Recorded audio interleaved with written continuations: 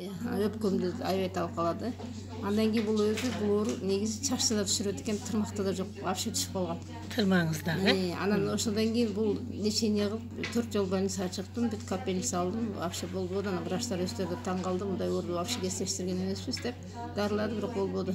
Анан больницадан чыктым, больницадан чыккандан кийин 20 күн почти 1 ай иштим да, 1 ай ишкенден 20 күндө обострение берди. Бир контракт полный алып иштим. Анан бергенде да обострение катуу берди да. Пунктур аябай көтөрүп чапты. Не керек бар, бирок бу жерде сабырдуулук керек да, сабырдуулукпен ичиш керек. Эбепке себеп болуп, жана спонсор ушул жардам берди. Аябай миң алкыш айтам. Аябай жакшы жардам берди. Эгер эмесе базысына чейин иштим, жакшы азыр Кудайга шүгүр. Весим 42 чыгып калган.